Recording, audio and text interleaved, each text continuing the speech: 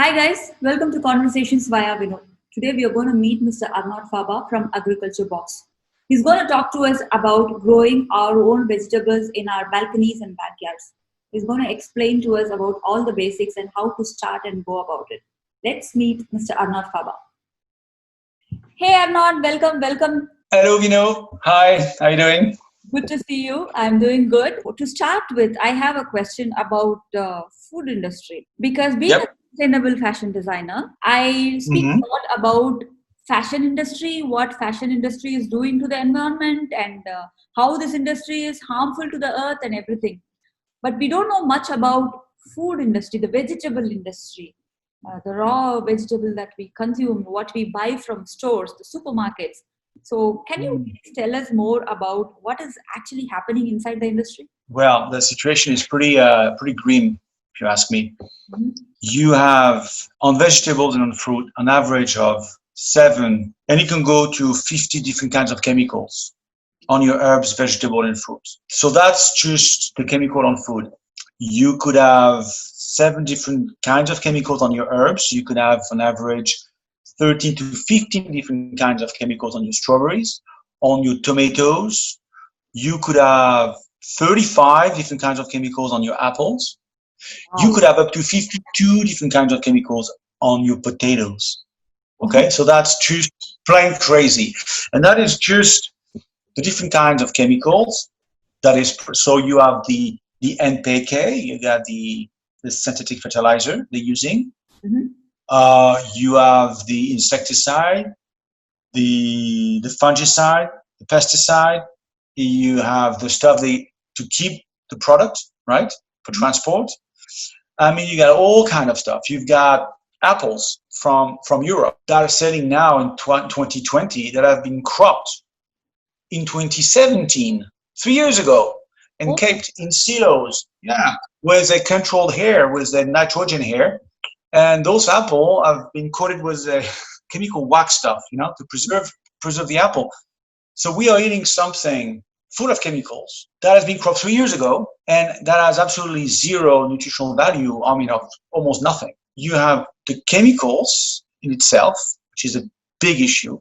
Then you have the nutrient erosion in food, which is another huge problem. We have right now, because of the methods we're using, farming methods, the conventional methods, all those chemicals we're using, or the new farming methods like hydroponic, the fact to grow food without soil, you have food only with a fraction of the nutrient content you're supposed to get. For instance, tomatoes 40 years ago were having up to 1,000 nutrients. People were growing tomato in soil, farmers were growing tomato in soil without chemical, in compost, using cow manure, using horse manure, using companion planting, using all those things, and they were having 1,000 nutrients. Nowadays, the tomatoes coming from those hydroponic farms, and that does represent 90% of the tomatoes you find globally. And 90% of those tomatoes are coming from those gigantic greenhouse hydroponic factories, and they have 9 nutrients at most. So we have 100 times less nutrients. So we have the increase in chemicals in the food. We have the decrease in nutrient content, this huge erosion. And the result is a surge in cancer rates mm. in the West and in the US, and now we're close to 50%. So 1 of 2 people will have a cancer during their lifetime. And that is due to and the cancer rate is predicted to rise to 75% by 2035.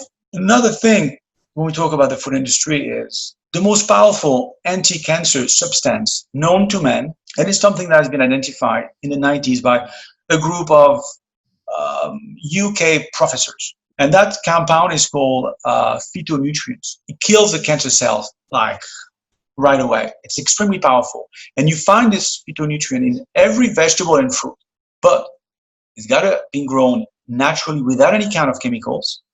And it's got to be super fresh from plant to plate in less than 4 hours. So needless to say that we don't have any of that nowadays. The data you are saying is like really alarming. What are we having in our plate? Like we think that, when we purchase vegetables, we hear that you eat vegetables, you consume more fruits and vegetables, you are healthy. But are the fruits and vegetables the real fruits and vegetables is a million-dollar question now, I guess. Yeah. Like when people decide that, okay, from now on, I'm going to grow my own vegetables. But there are a lot of hindrance in doing that. First thing is like, especially in a country like UAE, we have sun and sand, not much of water.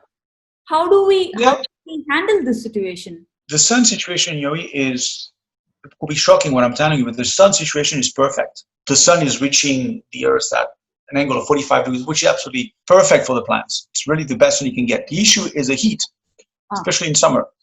But you can grow amazing food in UAE in the desert. What is needed is a decent soil. But again, the soil is not, contrary to what the common thinking, is not the main issue. The main issue, if you have sweet sand, if you have sand that shouldn't be washed free of salt, with a bit of organic matter, few percent of organic matter, you could do it. What is absolutely necessary is to do your own composting. So you need to recycle your kitchen waste and you need to make your own compost. So you have different ways. You can do it. You have different ways. It's a vast subject where composting is. But what is important to understand is how the soil is functioning. You don't grow plants, you grow the soil. So it's a logical chain, you see.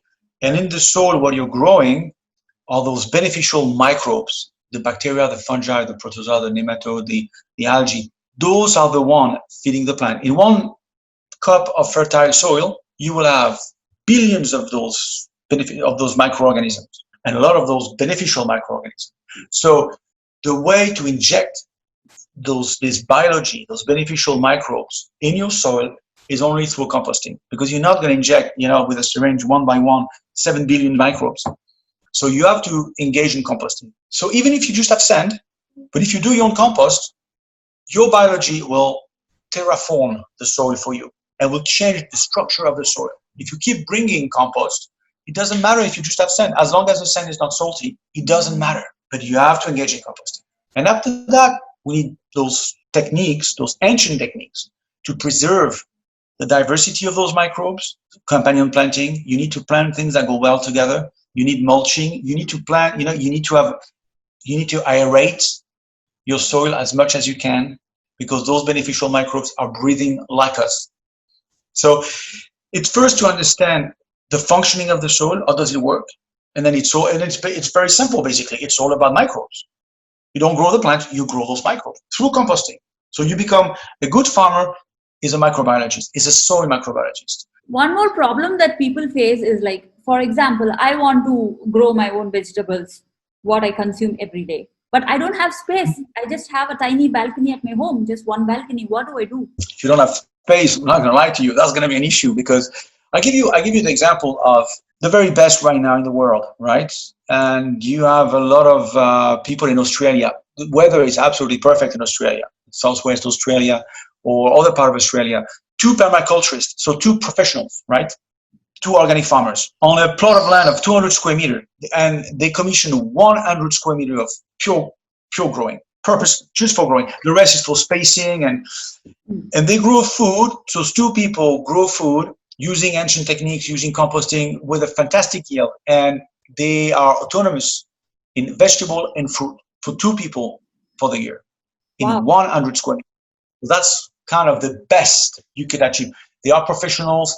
They're really good at what they're doing, but you need to have a certain amount of space, But 100 square meter, even if if you have a house, 100 square meter is not crazy. Everybody got 100 square meter, more or less, And if you have a balcony, you won't be autonomous. But if you have a small balcony, and if you have clever systems, if you have clever, like the pods we're using, or pods or agri-pods, because they are aerated, because you reduce the soil temperature, so you make sure those microbes grow very well. You can plant very, very close to each other, so you can have a lot of herbs. We have a balcony because we live by the sea, so we live in an apartment, and I have a balcony. I will show you here, and we have 3-4 pods in our balcony.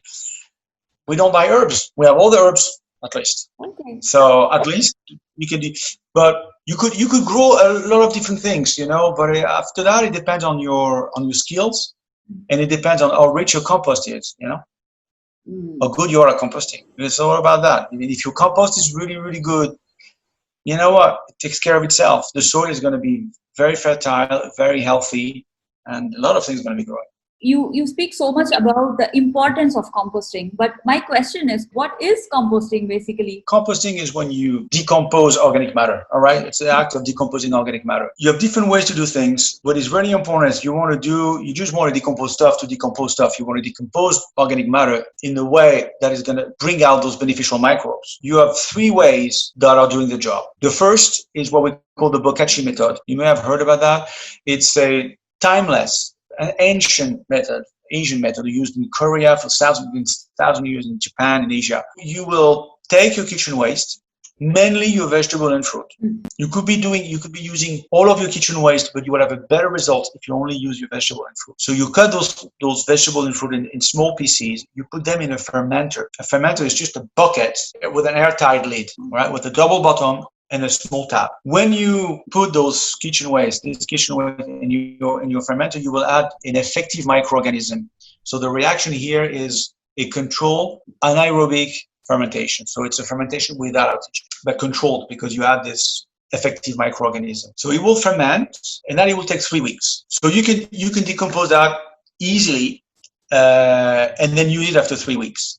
And then you can continue to the second kind of composting, which is full-fledged decomposition, what we call pile composting. And then because you pile up stuff, and then you will add carbon-based material like leaves and twigs and branches from deciduous trees shedding their leaves. And then you will enrich your compost. It will take 2 to 3 weeks, 2 to 3 months extra in this environment here. But you will enrich your compost. You will bring more of the fungi we're looking for, because the lignin in the wood will be decomposed and attacked by the fungi. So then you have two kinds of composting, the Boccacci and the pile composting. And you have a third one, it's the vermicomposting, lombricomposting. It's the action of using worms, earthworms, and they will decompose. So you put them on a bed and they will decompose either way, kitchen waste or manure, cow manure, horse manure. And they will decompose that and they will create this casting, which is pure humus. And it is very rich in good microbes and also in organic matter. So this is also a fantastic way to do composting. The pile composting is really it does amazing results, but it's really for professionals. You have to know what you're doing. So you can really make mistakes with the Boccacci one.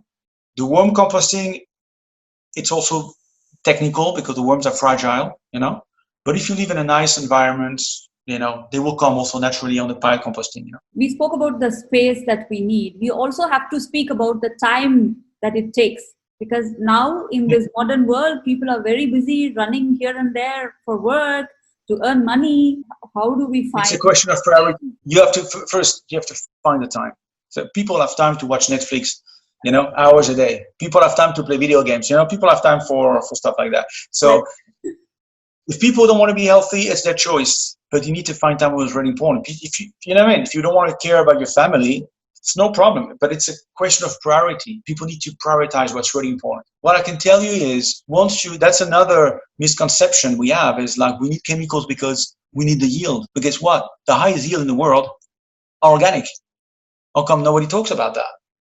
And I repeat that. The highest yield in the world are coming from organic farmers. Farmers not using chemicals. Because nature is, those billions of microbes are not here randomly. They serve a purpose. But that was a guy in US, 81-year-old man, Charles Wilber. I got an infographic on that. And he's growing per tomato plant, he's growing naturally, organically, 150 kg per plant, 150, over 150 kg per plant. His plants are 8 meters tall, right? It's in the Guinness Book. People can check it out. Charles Wilber, it's in the Guinness Book. The average yield for conventional farmers using chemicals is 9 kg. Hydroponic farmers will reach maybe 20, 25 kg. He's doing 150. But he's an artist. He's a, Roger Federer of farming. For balcony, if we go back to balcony growing, right? You need to make sure of two things. Try to use a pot that is breathing, like a breathing material. Not always easy to find. If not, try to use clay. Clay is good. Clay will do the trick, because clay will prevent the soil from eating up. On balconies, that's always an issue. Well, use big clay pots. It's a bit more expensive, but it's worth it. They're fragile and it will decompose, but it's worth. So big clay pots. and then engage in composting and engage in companion planting. So those are the 3 golden rules. Use clay pots for balconies, engage in composting, and do companion planting. Don't be afraid to plant very close to each other, the plants very close to each other, and mulch. If it's very hot, mulch. The soil should never be bare. Use those 4 tricks, and you should see, nature is not against us. And once we start doing this, we have access to amazing yield, amazing and abundance. Thanks a lot for the time, Arnaud. It was wonderful talking to you. My pleasure, my pleasure.